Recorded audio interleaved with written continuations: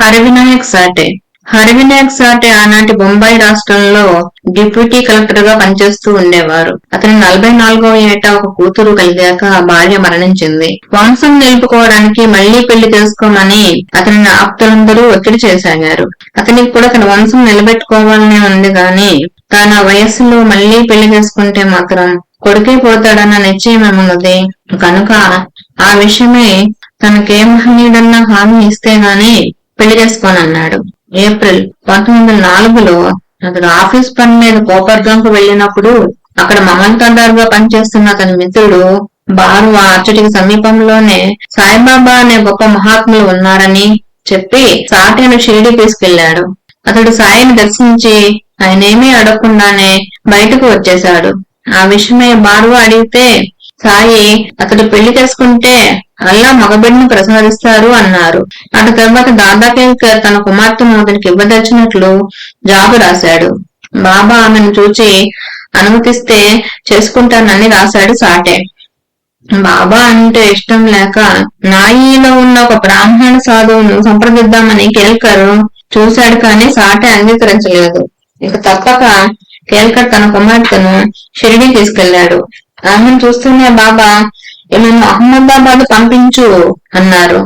అప్పుడు సాటే అహ్మదాబాద్ లో ఉద్యోగం చేస్తున్నాడు కనుక బాబా అనుమతించారని తెలిసి 1905లో సాటే ఆమెను వివాహం చేసుకున్నాడు. అటు తర్వాత విషయం సాటే ఇలా రాశారు. మొదట నాకు 2 కుమార్తెలు కలిగారు. నా అత్తమామలు బాబాను నాకు మనమడెప్పుడు పుడతాడు అని అడిగారు.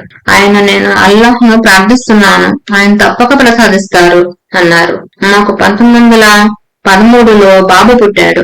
1908లో ఒక రోజు బాబా తమకు పవిత్రమైన వేప చెట్టు దగ్గరగా గ్రామానికి ఉన్న పాత ప్రాకారం చూపి నాతో ఇది పడగొట్టించి కట్టించు అన్నారు. ఆయన గ్రామం చుట్టూ ప్రాకారం కట్టించమన్నారనుకుని భయపడ్డాను, కానీ ఆ గోడను కలుపుకొని ఒక వసతి గృహం మాత్రమే కట్టించమన్నారని తర్వాత తెలుసుకున్నాను. ఆ భూమి కొని ఆ పాత గోడలోని రాళ్లతో ఆ వేప చెట్టు చుట్టూరా కట్టుబడి చేశాను. ఆ చెట్టు వద్ద కొంత భాగం, ఆ వాడా క్రింద కొంత భాగము ఉన్న సమాధి తమ గురువుదని బాబా చెప్పి వారి పేరు కూడా చెప్పారు, కానీ నాకు గుర్తు లేదు. చివర షాను లేక సాను వస్తుంది, అది వెంకూస అయి ఉండవచ్చు. మొదట సాటేవాడకు శంకుస్థాపన జరగవలసిన తేదీ నాకు తెలియదు. ఆనాడు పూర్ణిమ. ఆ ముందటి రోజు నేను మిత్రుడు వేరే అప్పటికప్పుడు అనుకుని షిరిడీకి బయలుదేరి బాగా చీకటి పడ్డాక కోపర్గాం చేరాము. బాబాను అప్పుడు దర్శించడం సాధ్యం కాదని వేరే నన్ను కూడా కోపర్గాంలోనే ఆపేశాడు. ఇందులో ఇంకొక చిత్రం ఉన్నది. ఆ ముందటి రోజు నా మామగారి బంధువు ఒకరు చనిపోయిన 10వ రోజు. నాకు ఆ సంగతి తెలియదు. ఆ ఇంట్లో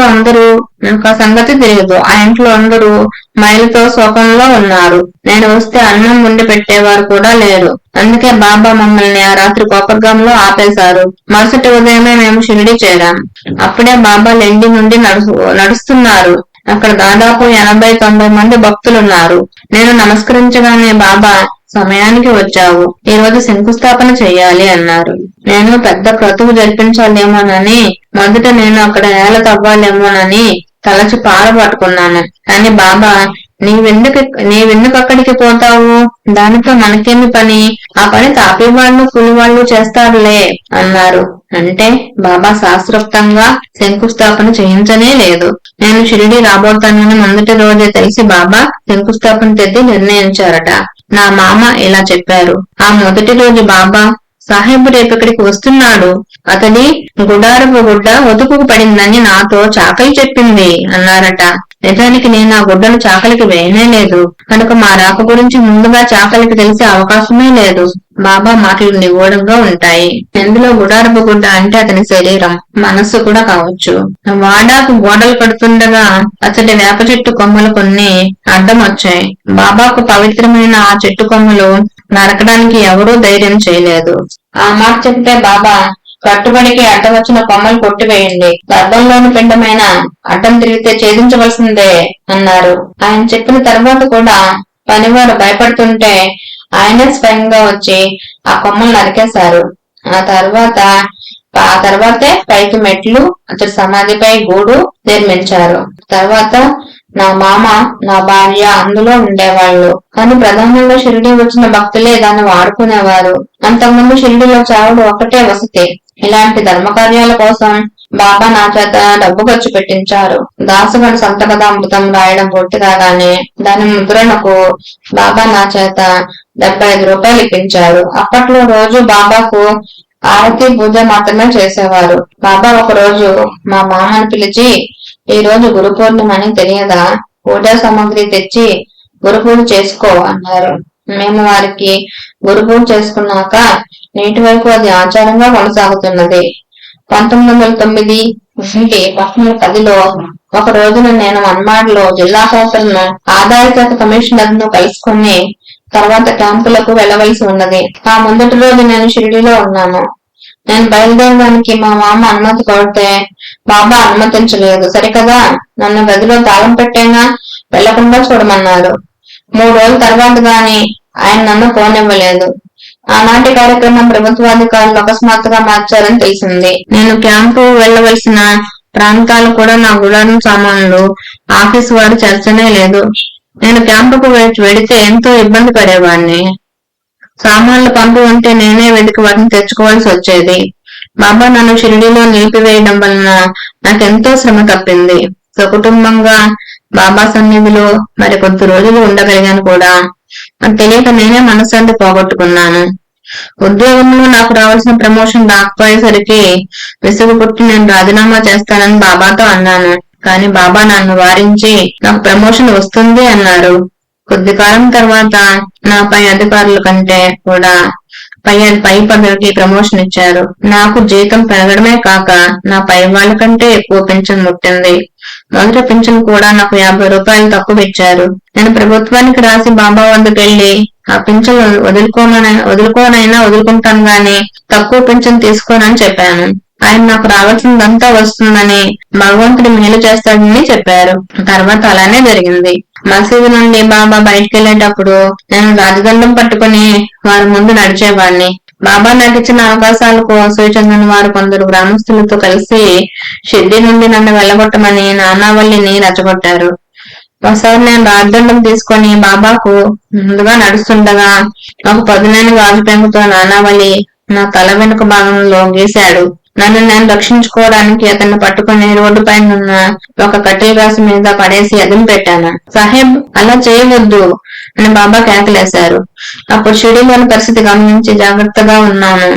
నేను ఒకరోజు ఊరికి వెళ్లబోతూ బాబా వద్దకు బయలుదేరుతుంటే మా మామ పరుగున వచ్చి దుడ్డుకర తీసుకుని నానావల్లి నన్ను చావగొట్టడానికి మసీదు గేటు వద్ద ఉన్నాడని వారించాడు. కనుక నేను బాబా వద్ద సెలవు కూడా తీసుకోకుండానే షిరిడి విడిచి వెళ్లిపోయాను. నేను ఇక ముందు షిరిడిలో ఉండకూడదని బాబా సంకల్పం అనేది స్పష్టం. నానావల్లి నా మీద దాడి చేస్తుంటే బాబా నన్ను రక్షించలేదు కనుక ఆయనను నమ్ముకోవద్దని కొందరు చెప్పారు. అలా అయితే పండరి వీటిల్లో కూడా విశ్వసించకూడదని నేను చెప్పాను. గైక్వాడ్ రాజు తరఫున న్యాయవాదిగా పనిచేసిన గంగాధర శాస్త్రి విఠలుని భక్తుడు. అతడు విఠలుని ఆలయంలో తలదాచుకుంటే విఠలుని ఎదుటే శత్రువులు అతన్ని చంపారు. నిజానికి నేను షిరిడి విడిచిపెట్టి పూణేలో స్థిరపడమే నాకు అన్ని విధాలా మేలని తలిచి తర్వాత రుజువయింది. షిరిడీలో వల్లనే ఇక్కడ కూడా నన్ను సాయిబాబా కాపాడుతున్నారు. ఈ విషయం ఇంకొంచెం వివరించాలి. సాయి సంస్థానానికి సంబంధించిన స్థానిక సమస్యల్లో జోక్యం చేసుకోవడం వలన సాటేకు షిరిడీలో వ్యతిరేకత ఏర్పడింది. ఉపాసనీ శాస్త్రికి వలనే సాటేకు కూడా షిరిడీలో వ్యక్తులందరూ వ్యతిరేకులయ్యారు. ఆ వర్గానికి నాయకుడు మహాబలిష్ఠుడు, భయంకరుడు అయిన నానావల్లి. డిసెంబర్ 1915లో సాటేను షిరిడి రప్పించారు బాబా. సాయి సూచన మేరకు దక్షిణ భిక్ష సంస్థను ఏర్పాటు చేసి అతడు దానికి అధ్యక్షుడయ్యాడు. నిత్యము బాబా పంచివేసే దక్షిణ నుండి కొంత భాగం సేకరించి దానితో షిరిడి సాయి సంస్థానం నిర్వహించడానికి ఈ సంస్థ ఏర్పడింది. ఇది కొంతమందికి నచ్చలేదు. బాబా తమకిచ్చే డబ్బులో కొంత భాగం తీసుకోవడం వారు సహించలేకపోయారు. ఎలాగైనా సాటేను వెళ్లగొట్టగలిగితే బాబాకు ఆ గ్రామానికి కూడా ఆ పీడ తొలగిపోతుందని నానావల్లిని నమ్మించారు. ఈ కక్షతో బాబా పల్లకీలోని వెండి గుర్రాలు దొంగిలించినప్పుడు సాయి సంస్థానానికి అందువలన కలిగిన నష్టానికి సాటేను బాధ్యుని చేశారు. ఇటువంటి అనేక చిన్న చిన్న అభియోగాలతో అతనిని వేధించసాగారు. చివరకు జనవరి 1918లో అతనికి అట్టి విషయాలపై లాయర్ నోటీసులు కూడా ఇప్పించారు. బాబా మాత్రం అతన్ని ఓర్పు వహించమని, తగు రీతిన వాటికి చట్టదిచ్చ సమాధానం ఇవ్వమని చెప్పి అతన్ని రక్షిస్తానని అభయమిచ్చారు. నిజానికి అతనికి ఏమీ జరగలేదు. అయినప్పటికీ గ్రామస్తులు అతనిపై కినుక మాత్రం వదులుకోలేదు. సరికదా, నానావళిని అతని పైకి రెచ్చగొడుతూనే ఉన్నారు. అతడు ఒక రోజు ఒక దుడ్డుకర్ర చెంతపుచ్చుకొని సాటే కోసం మసీదు ముంగిట వేచి ఉన్నాడు. ఆ రోజు సాటే ఊరికి వెళ్లవలసి ఉన్నది. ఆనాడు బాబా వద్ద సెలవు తీసుకోవడానికి మసీదుకు బయలుదేరి పోతుండగా అక్కడ పొంచి ఉన్న ప్రమాదం గుర్తించి దాదాపు వెళ్లారు. అతనిని వారిస్తూ కబురు పంపారు. అందువలన బాబా వద్ద ప్రత్యక్షంగా సెలవు తీసుకోకుండానే మనసులోనే ఆయనకు నమస్కరించుకొని సాటే షిరిడి విడిచి వెళ్లిపోవలసి వచ్చింది.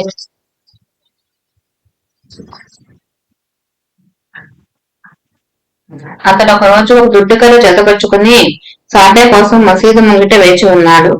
ఆ రోజు సాటే ఊరికి వెళ్లవలసి ఉన్నది. అతడు బాబా వద్ద సెలవు తీసుకోవడానికి మసీదుకు బయలుదేరబోతుండగా అక్కడ పొంచి ఉన్న ప్రమాదం గుర్తించి దాదా ఖైదర్ అతన్ని వారిస్తూ కబురు పంపాడు.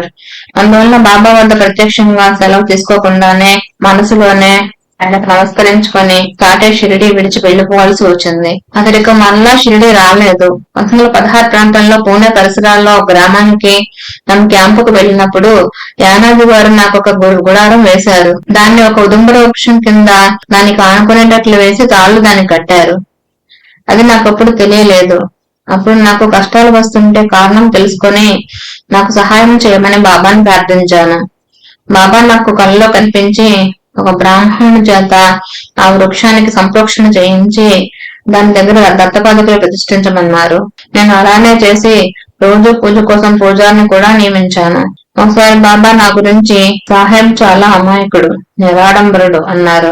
అతడు ఆయన ఇతరులను తిట్టి కొట్టినా నన్నెప్పుడు తిట్టలేదు. ఒకసారి మాత్రం ఆయన నన్ను కొడతానని బెదిరించారు. అప్పుడు తప్పు నాదేనని తెలుసుకున్నాను. షిరిడిలో మా ఇంటి ధనుర్మాసం చేసుకుంటున్నాను. ఆ రోజుల్లో మా మామతో చిన్న పట్టింపు వచ్చి విడిగా ఉంటున్నాము. ఆ వేడుకలకు అందరినీ ఆహ్వానించి కూడా మా మామను మాత్రం పిలువలేదు. నేను బాబాను ఆహ్వానించడానికి వెళ్ళినప్పుడు ఆయన నాపై కోపించి, ఒరేయ్, ఒక కర్ర తీసుకురండిరా అన్నారు. నేను మౌనంగా నిల్చుండిపోయాను. మరుక్షణమే ఆయన మనస్సు మార్చుకుని, పర్వాలేదులే, నేను వస్తాను అన్నారు. ఆ రోజు నేను మరొక తప్పు కూడా చేశాను. మార్వాడీలకు వచ్చిన తగువులో మధ్యస్థం చేశాను. బాబాకు అది నచ్చలేదు. బాబా చేతిలో దెబ్బలు తినని భక్తుడని నేను ఒక రోజు గొప్పలు చెప్పుకుంటుంటే శ్యామ నా సమక్షంలోనే బాబాకు ఆ విషయం చెప్పి కారణం అడిగాడు. ఇప్పుడు బాబా, వాళ్ళని నేను కొట్టవలసిన అవసరమేమి, వాళ్ళ మామ ఉన్నాడుగా అన్నాడు. నా మామ నా నుండి మాటి మాటికి డబ్బులు గుంజుతుండేవాడు. ఆ విషయం బాబా సూచించారు. బాబా తన బిడ్డలను ఎప్పుడు కనిపెట్టే ఉంటారు. ఒకసారి నేను తలపొగరు కోపావేశాలతో హింసకు పాల్పడకుండా బాబా రక్షించారు. నా మామ నా చేత షిరిడి వద్ద 20 ఎకరాల్లో పొలం కొనిపించాడు. నా మామ నేను ఎప్పుడు షిరిడి వచ్చినా ఆ భూమి చూడకుండా చేస్తున్నాడు. భూమి కొన్నట్లు తెలిస్తే బంధువులు ఎవరైనా అందులో వాటా అడుగుతారేమోనని ఆయన భయం. నేను మాత్రం ఆ భూమి చూడాలన్న పట్టుదలతో తాత్య కోర్తే నుండి ఎద్దుబండి తెప్పించి నా భార్యను కూడా రమ్మన్నాను. ఆమె మొదట సరేనని తర్వాత తన తండ్రి మాట విని రాను అన్నది. నా ఆజ్ఞను ధిక్కరించినందుకు ఆమెను దండించాలని బండివారి చర్నాపలు తీసుకున్నాను. అప్పుడు మేగుడు పరుగున వచ్చి బాబా నన్ను వెంటనే రమ్మన్నారని చెప్పాడు. నేను వెళ్లేసరికి బాబా, ఏమిటి సంగతి, ఏమైంది, నీ భూమి అక్కడే ఉందిగా, చూచేదేమిటి అన్నారు.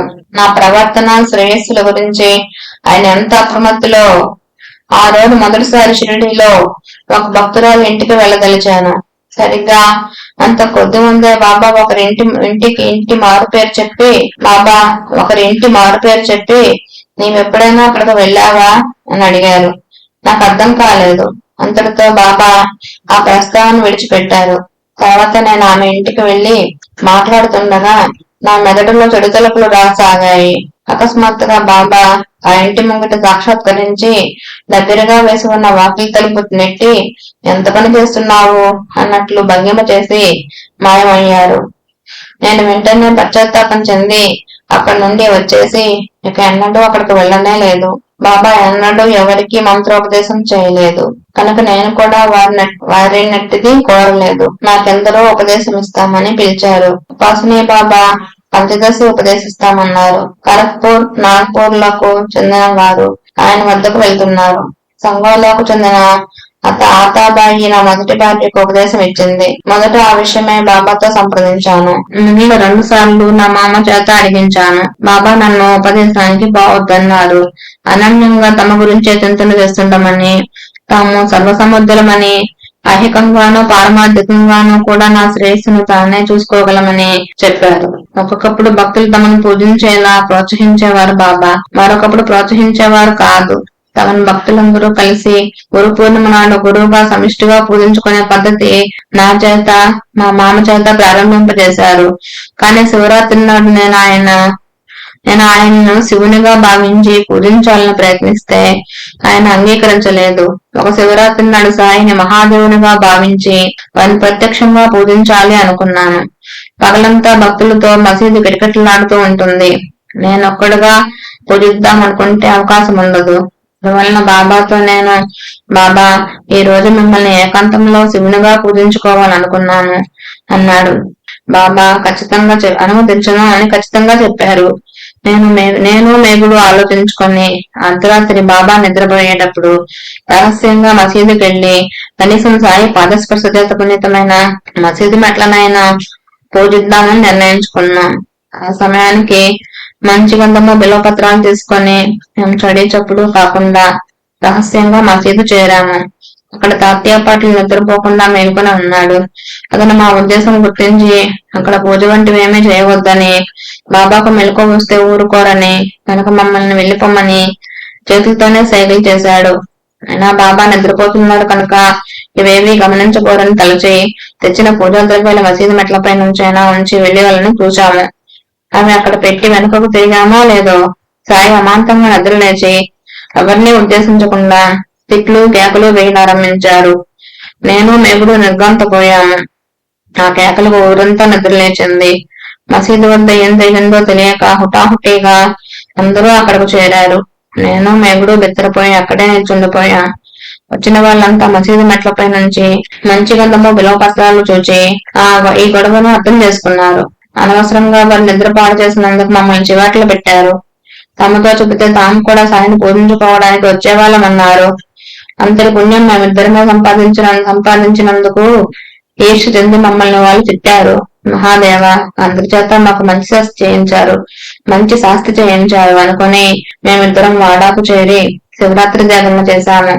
ఎవరి వద్ద ఉపదేశం తీసుకోవడానికి సాయిబాబా అనుమతించకపోయినా సాధు సంతులను సేవించుకోమని సూచించేవారు. ఒకప్పుడు కాకా మహారాజును మహనీయుడు ఇంటికి వచ్చేలా చేశాడు బాబా. ఒకసారి ఆ మహనీయుడే తమ శిష్యుడు హరిగంగాధర్ జో ఠాణేలో న్యాయవాదిని మరొకరిని బాబా దర్శనానికి పంపారు. షిర్డీలో వారిద్దరూ మసీదు చేరేసరికి బాబా పట్టాను కోపంతో ఉన్నారు. అయినా వాళ్ళని చూస్తూనే సాయి శాంతించి వాళ్ళను పిలిచి దర్శనం చేసుకోమన్నారు.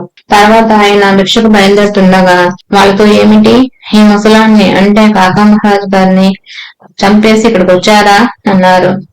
వాళ్ళిద్దరూ షిరిడి రాగానే ఆ మహనీయుడు సిద్ధి పొందారని తర్వాత తెలిసి భక్తులు ఆశ్చర్యపోయారు. 1917లో ఒక రోజు బాబా తిలక్ ఇక్కడికి వస్తున్నాడు అన్నారు. బాలగంగాధర్ తిలక్ వంటి జాతీయ నాయకుడు షిరిడి రావాల్సిన కారణం కనిపించక బాబా చెప్పింది వామన్ మహారాజు తిలకను గురించి అనుకున్నాం. కానీ నిజానికి మే 19, 1917 తర్వాత నిజంగానే లోకమాన్య బాలగంగాధర్ తిలక్ షిరిడి వచ్చారు. సాయి సామాన్యంగా తన భక్తులను ఆదుకునేది భగవంతుడేననేవారు. కానీ ఎన్నోసార్లు కత్తెలము తామేనని కూడా సూచించేవారు. నాసిక్ జిల్లా ఇన్స్పెక్టర్ దాజీ హరి లేలే ఒకసారి షిరిడి బయలుదేరాడు. దారిలో కోపర్గాంలోని గ్రంథాలయానికి వెళ్లి గజెట్ చూస్తే అతనికి జీతం 125 రూపాయల నుండి 150 రూపాయలకు పెంచినట్లు ప్రకటించి ఉన్నది.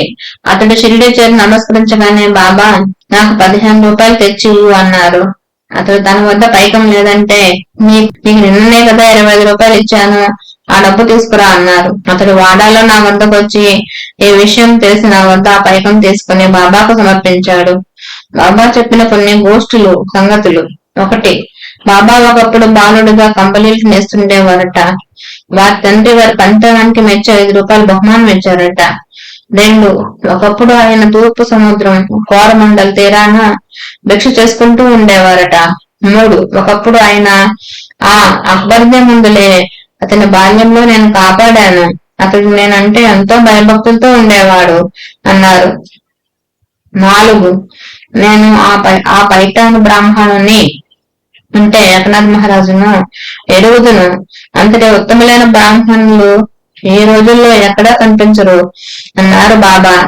5. చాంద్ పాటిల్ బాబా వద్దకు వచ్చి నా గుర్రాన్ని ఎక్కడ తోలేశారు అన్నారు. బాబా నాపై నిజమొప్పుతావెందుకు? నీ గుర్రం అక్కడే కంచె పక్కనే వేస్తుంది చూడు అన్నారట. సాయి నోట్ నుండి వెలువడింది ఇంత మాత్రమే. తర్వాత మిగిలింది నేను ఊహించి సాయి కథ కరండకం అనే గ్రంథం రాశాను. అది బాబాకు చూపలేదు. వారు ఆమోదం తీసుకోలేదు. బాబా క్లుప్తంగా మాట్లాడేవారు.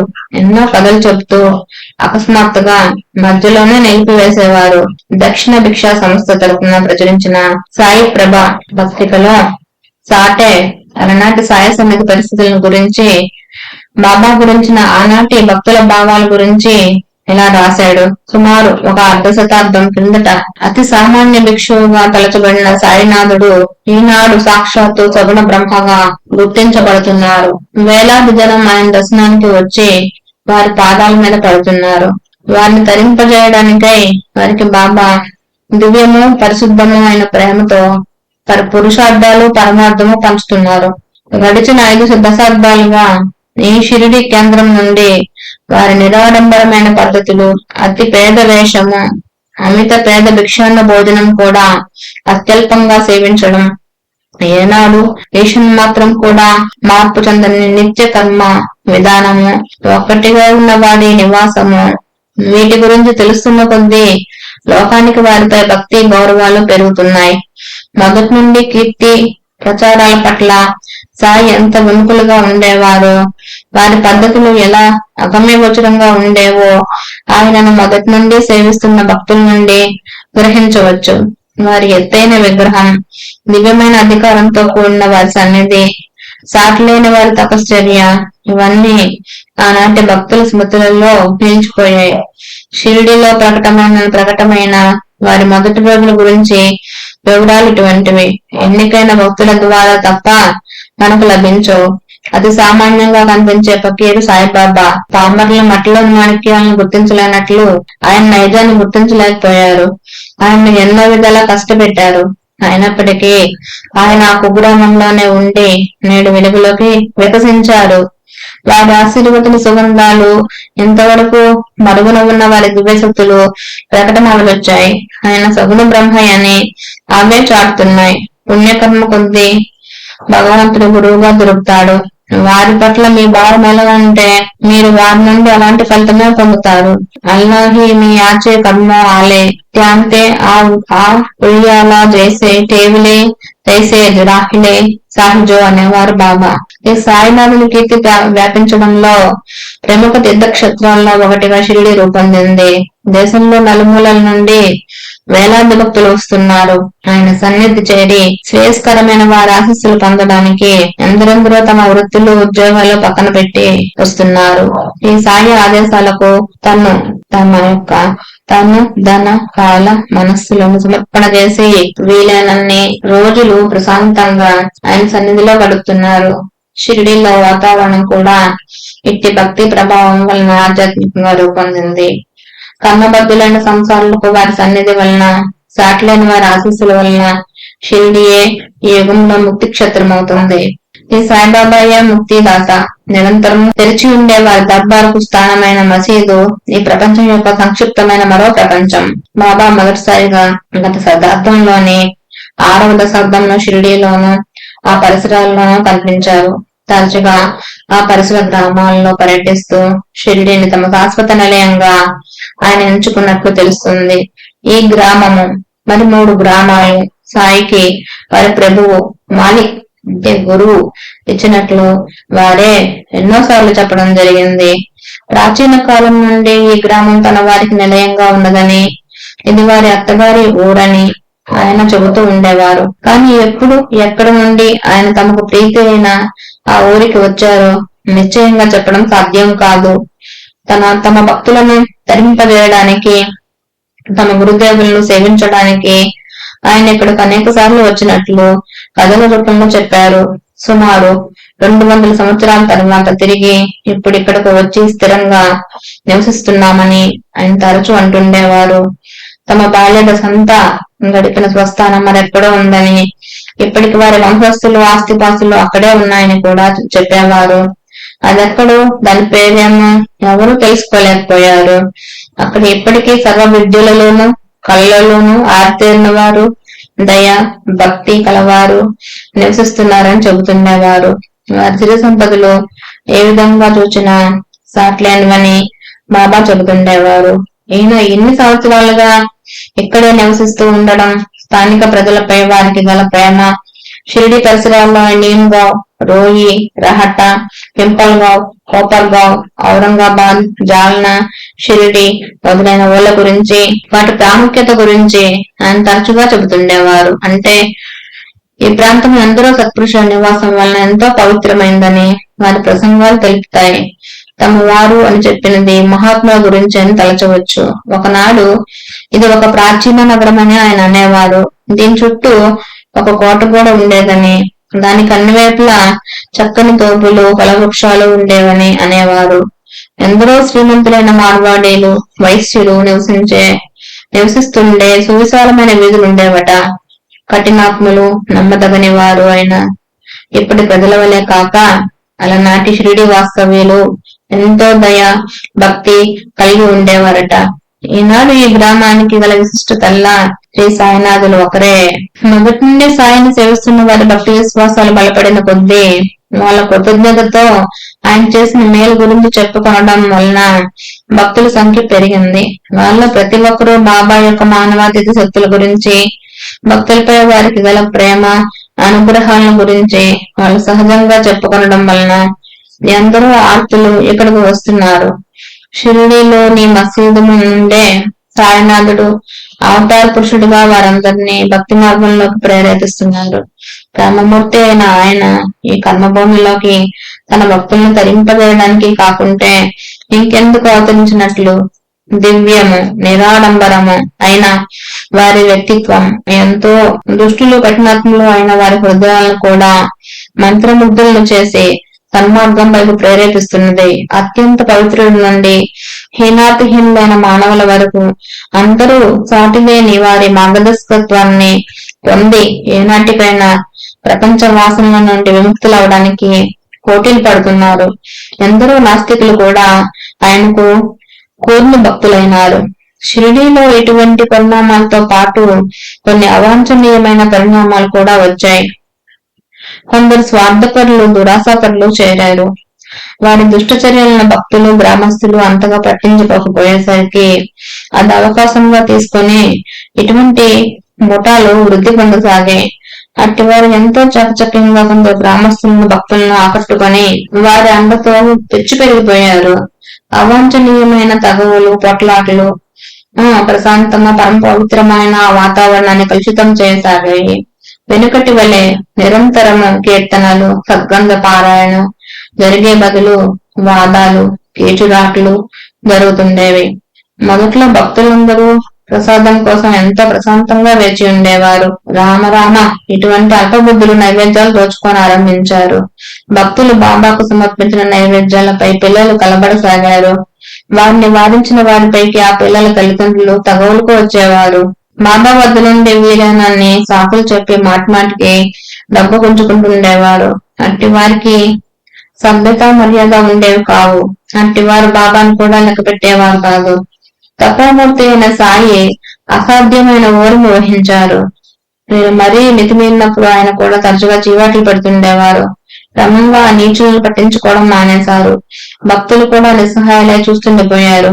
అటువంటి కొద్ది మంది వ్యక్తులను మొదటి నుండి తొలగించక ఉపేక్షించినందుకే ఇంతటి దుస్థితి కలిగింది. బాబా వద్ద నుండి సాధ్యమైనంత ధనం గుంజుకోవాలన్న వైఖరి మరికొంతమందికి ప్రాకింది. ఒక వంక సాయి వద్దకు భారీ ఎత్తున దక్షిణలు ప్రవహించసాగాయి. మరో వంక అంతులేని ఔదార్యంతో బాబా వాటిని పంచిపెడుతున్నారు. అయినప్పటికీ ఇటువంటి అల్పబుద్ధులకు హీనాతిహీనమైన రీతులలో ఆయన నుండి ఇంకా పిండుకోవాలన్న బుద్ధే పుట్టింది. వారిని చూచి అసూయపడే వారి సంఖ్య కూడా పెరిగింది. ఇందుకోసం పవిత్రమైన బాబా సన్నిధిలో హీనమైన తమాషాల వంటి సదస్సులు కూడా పెరగసాగాయి. స్వతహాగా బాబా ఎటువంటి మెప్పు ప్రచారం కొరకు నిర్లిప్తంగా ఉండటం వలన మొదట్లో సామాన్యమైన స్తోమత గల భక్తులు పరిమిత సంఖ్యలో ఆయన్ను సేవిస్తుండేవారు. చుట్టుపక్కల గ్రామాల నుండి రోగాలు కష్టాలు తొలగించుకోవడానికి భక్తులు వచ్చి పైసలు కానుకలు పావలాలు నంచకుండా దక్షిణ సమర్పిస్తుండేవారు. సామాన్యంగా ఆయన వాటిని కూడా తీసుకొనకుండా ఆ క్రిందనే వదిలివేశారు. అది వారి ముందు సాయంత్రం వరకు అలానే పడి ఉండేవి. అప్పుడు ఆ భక్తులు వాటిని ప్రోగు చేసి దునికి కట్టెలు, బాబా చిలుముకు పొగాకు, మసీదులోని దీపాలకు నూనె కొనడం వంటి అవసరాలకు ఖర్చు పెట్టేవారు. ఆ రోజుల్లో కూడా ఎప్పుడైనా ఒక్కొక్క భక్తుల నుండి బాబా దక్షిణ కోరుతుండేవారు. కానీ ఆయన రాగి డబ్బులు మాత్రమే కోరేవారు. వెండి పావలాలు ఇచ్చినంత స్వీకరించేవారు కాదు. కొంతకాలానికి భక్తులు కల్పించిన దక్షిణలు తమ సేవకులు వచ్చేదాకా బాబాయే భద్రపరిచేవారు. కాలం గడిచిన కొద్దీ బాబా కూడా వెండి పావలాలు రూపాయలు భక్తులు సమర్పిస్తే తీసుకొనడము, అరుదుగా ఎవరికైనా కోరడము ప్రారంభించారు. అప్పుడు కొందరు యుక్తిమంతులు బయలుదేరి బాబా వద్ద నుండి సహాయం లభించాలంటే బాబాకు దక్షిణ సమర్పించాలని ప్రచారం చేశారు. అప్పటి నుండి బాబాను దర్శించి వచ్చిన వారు ఆయనకు విధిగా దక్షిణ సమర్పించడం ప్రారంభమైంది. ఆయనకు దర్శనం సమర్పిస్తే గానీ సహాయం చేయరేమోనన్న భావాన్ని కల్పించడం వలన దర్శనానికి వచ్చే వారంతా పైసా మొదలుకొని బంగారు సౌరు దాకా ఆ రోజుల్లో దాని విలువ 15 రూపాయలు సమర్పిస్తుండేవారు. నిజానికి సాయి అందరి నుండి దక్షిణ కోరదని ప్రజలు మరచారు. ఎవరంత ఇస్తే అదల్లా తీసుకొనడం సాయి పద్ధతి కాదన్న సంగతి ప్రజల దృష్టి నుండి మరుగైపోయింది. తాము ఎవరి నుండి దక్షిణ తీసుకుంటారో వారి బాధ్యత తాము ఊహించవలసి ఉంటుందని, తన దగ్గరకు వచ్చిన ప్రతి పైసాకు ఆయన భగవంతునికి లెక్క చెప్పుకోవలసి ఉంటుందని బాబా అంటుండేవారు. ఈ స్వార్థపరులు ప్రచారం చేసినట్లు బాబా అందరి నుండి విధిగా దక్షిణలు కోరేవారు కాదు. అట్టి దక్షిణ రూపంలో భక్తుల కష్టాలు ఎలా తీసుకోవాలో, అట్టి దక్షిణ వారి తరపున ఎలా దాన ధర్మాలు చేయాలో బాబాకు తెలుసు. అవివేకం వలన భక్తులు వారుగా తెలుసుకోలేని ఆచరించలేని ధర్మాన్ని ఆయన ఆచరించి చూపారు. ఇటీవల కాలంలో రోజుకు సగటున కొద్ది 100 రూపాయలు సమకూరే వాటిని యావత్తు అనేక మందికి ఆయనకు తోచిన రీతిన ఇచ్చివేసేవారు. ఆయనగా భక్తుల నుండి ఇలా కంచి వేసే పైకి ఎంత ఉండేదో సరిగ్గా అంచనా వేయడం ఎవరి వల్ల కాదు. ఇలా కాక ఎప్పుడైనా కొందరు భక్తుల నుండి ఆయన కొన్ని 100 రూపాయల మేరకు భారీ ఎత్తున దక్షిణాన్ని తీసుకునేవారు. ఆ పెద్ద మొత్తాలను ఆయన భక్తుని వద్ద దాచి ఉంచమనేవారు. లేకుంటే ఆయనకు తోచిన ఏ భక్తునికో ఇచ్చి అతన్ని దాచిపెట్టమనేవారు. అటువంటి మొత్తాల నుండి తర్వాత ఆయన ఎప్పుడో అడిగి తెప్పించుకునేవారు.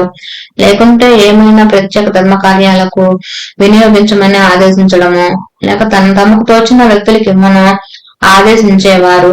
ఆయన పేదలకు డబ్బు పంచడం, ఒక్కొక్కప్పుడు భారీ ఎత్తున పేదలకు అన్నదానము, వస్త్రదానములకు ఆ పైకం వెచ్చించేవారు. తమ సేవకులకు ఆయన వేతనాలు ఇస్తూ ఉండేవారు.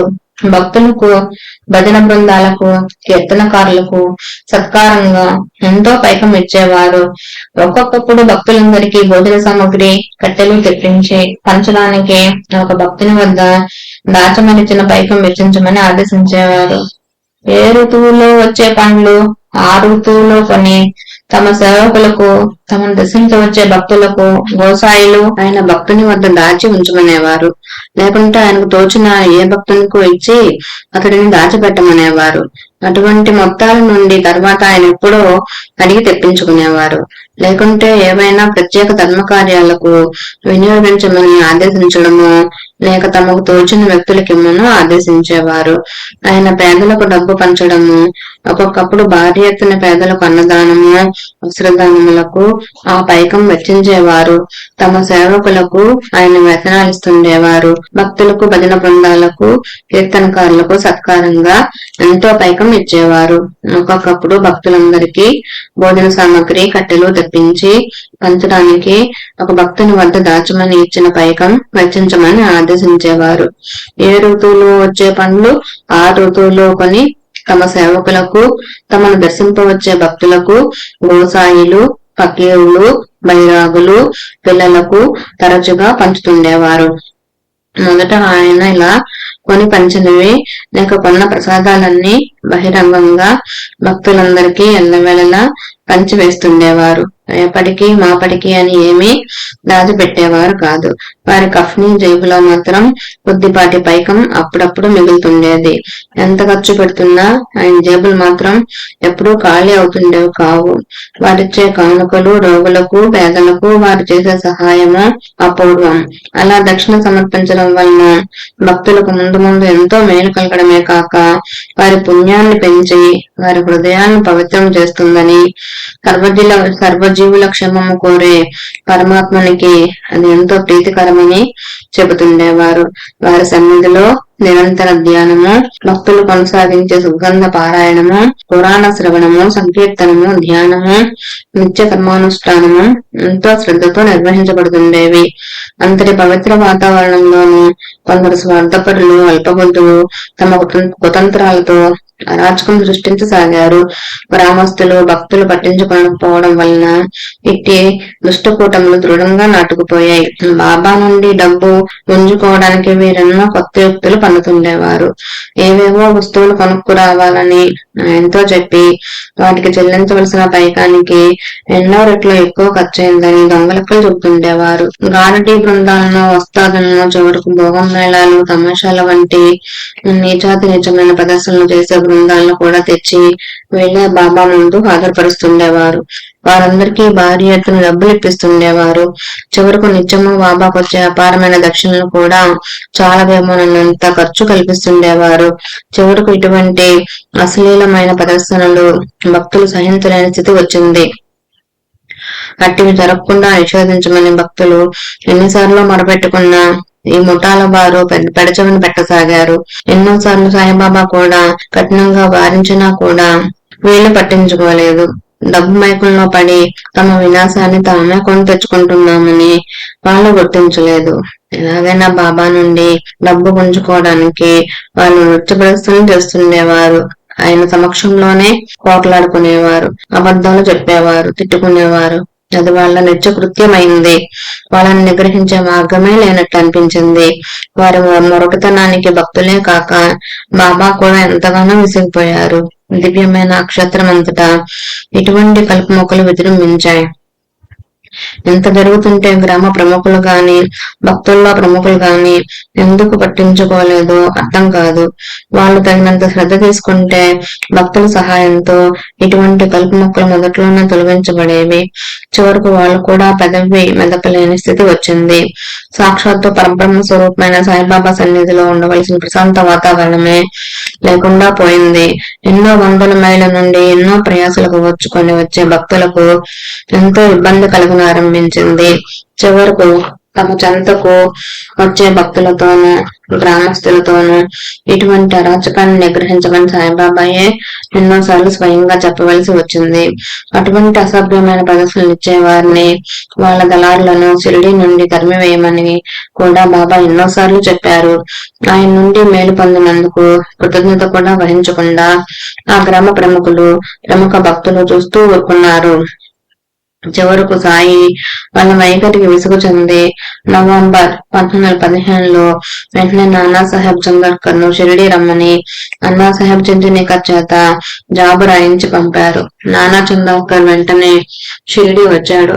అనేక సార్లు బాబా మాజే నానా ఆలేతర్ గాయ గరీబ్ నా చాంగ్లే హోయిల్ ఆని ఖావ్ ఎలా లేల్ ఆని మాజా సాహెబ్